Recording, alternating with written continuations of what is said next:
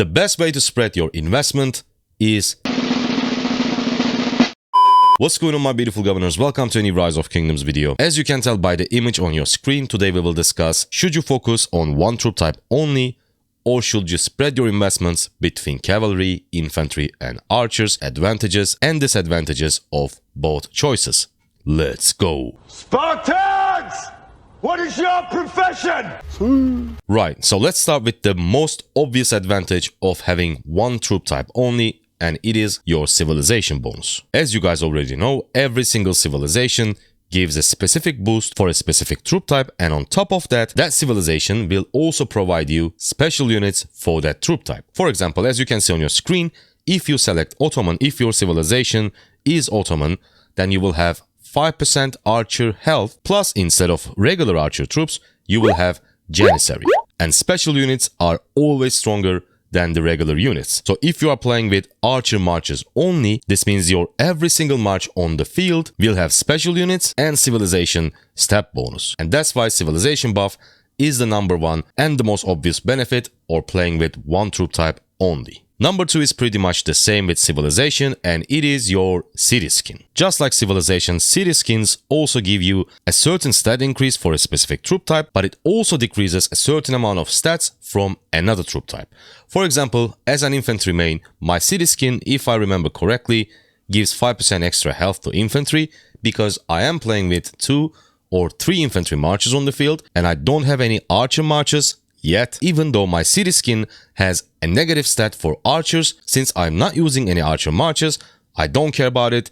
I get the full benefit of my city skin. That's why advantage number 2 for one troop type is city skin, and obviously it's a disadvantage if you decide to spread your investments for all 3 troop types. The next thing is Wheel of Fortune. Now, before you say what is the connection between troop types and Wheel of Fortune, if you think any of the information was useful or helpful so far, please hit the like, please hit the subscribe. Only takes 1 second, but helps the channel a lot. Thank you, and now let's talk about the relation between Wheel of Fortune and troop types. Now, if you guys don't know, we will have Wheel of Fortune events every other Tuesday. For example, let's say today is Tuesday and there is a Wheel of Fortune event. Next Tuesday, there won't be a Wheel of Fortune, but the Tuesday after that, we will have Wheel of Fortune again. And every time there is a Wheel of Fortune, it's for a different troop type. Let's say today we have Cavalry Wheel of Fortune. 15 days later, we will have archers. 15 days later, we will have leadership. And 15 days later, we will have infantry. And only after that, we will have cavalry again. This means if you only care about cavalry commanders, you will have a lot more time to gather gems, to save up gems, and maybe even spin the wheel to 100 when the Wheel of Fortune event is live for cavalry. But if you focus on 3 different troop types, you need to spend that Wheel of Fortune as much as you can every 15 days. Maybe you don't spin for leadership, but that's it. Every other week, you need to spend that Wheel of Fortune. You need to get that value. You need those sculptures. And yes, actually, Wheel of Fortune is great to spin to 10 because 10 gives you a lot of value, like just for 10 spins, and you get 1 free spin and 1 half price spin every single day. So you can already spin 6 times for almost no gems. But even then, like focusing on one troop type and having all those weeks to save up gems, to gather gems, is great in my opinion. That's why Wheel of Fortune is an advantage for one troop type, and unfortunately it's a disadvantage for people who try to focus on 3 different troop types. Okay, so we finally have an advantage of playing with 3 different troop types, and it is resources. Now, as I said in the city skin section, I don't have any archer marches, and because of that, the amount of stone in my inventory is crazy. So if I had an archer march, I could actually make use of those stones because you need stones to heal those archers. But since I don't have an archer march, I just saved up so many stones without even knowing. Bro, just trade your stones for food or wood. But the problem is, everyone is looking for wood, everyone is looking for food. The number of archer main players are just so minimal. Food and wood is always in demand and stone is not. That's why you need to find a specific person who's willing to give you wood and food in return of stone. If you have marches from all 3 troop types, you will have the maximum use of your precious resources. Here we have the main benefit of investing on 3 different troop types.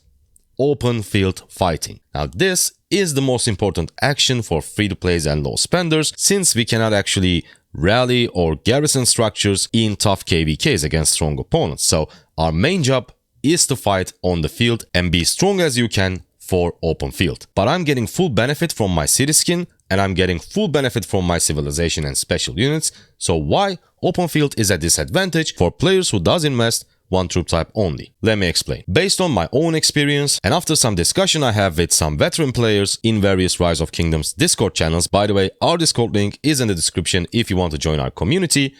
Here is the result. A murder ball with 5 marches from one troop type only can never be better than a murder ball with all 3 troop types. Infantry, cavalry, archers, doesn't matter. Yes, you can have amazing 2, even 3 marches. Let's talk about infantry for example. You can have Guan Scipio, Pakal Herald, Alex CJ. Your 4th march will never be as strong as your top 3. Or for archers, you can have Nebu YSG, Boudica Artemisia, and Cyrus Ramses. I know I do forget some commanders, or you can even go like Boudica YSG, Artemisia Manitor, Cyrus Ramses. Doesn't matter. Your 4th march will never be as strong as your top 3 marches. And same goes for cavalry. That's why the final decision after all those discussions with veteran players, drumroll please, the best way to spread your investment is 3-1-1. This means you want to focus on one troop type, but for top 3 marches, and then complete your murder ball with the absolute one best pair from the other 2 troop types. If you have Guan Scipio, Pakal Herald, Charles CJ, then complete your murder ball with Nevsky William, Nevsky Joan of Arc Prime, Boudica YSG, Boudica Artemisia, because your 4th infantry march can never be better than your Boudica YSG, than your Nevsky William, or even XY Nevsky. But of course there is a catch. Let's say you have those 3 infantry marches, but you never want to throw weak cavalry or weak archer marches just to have one march from other troop types. No, you don't want that. You want to have the absolute best march from that troop type. It may not be always the best march, because let's say we max our Boudica to pair with YSG for our archer march. It is one of the best archer marches, but then Lilith released a new archer commander who pairs a lot better with Boudica instead of YSG. But we have already invested on Boudica, we have already invested on YSG. So what we're gonna do? Are we going to invest on new commander? No, you already have an amazing march. If you can have the best, absolute best at that time, of course go for that one. But if not, it's okay as long as your commander pair from other troop type is better than your 4th main troop type pair. This is the idea. And one more benefit of 3 troop types, I actually forgot to make a graphic for it, sorry about that, is KVK technology. Because in KVK, in Season of Conquest KVK, because there is no technology in early KVKs, you have to research for every single troop type's technology.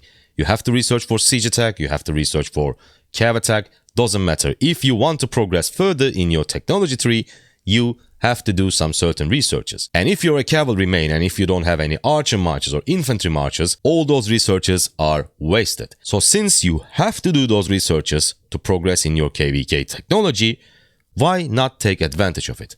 Why not throw an infantry march? Why not throw an archer march in it? So that you can benefit from the technology you have already unlocked and you have already upgraded. Hope you guys liked it, hope you guys enjoyed it, and I hope that you found the video useful and informative. If you did, simple like and subscribe helps the channel a lot. And a special thank you for our channel members for supporting the channel. Thank you guys so much. I see you on the next one. Bye.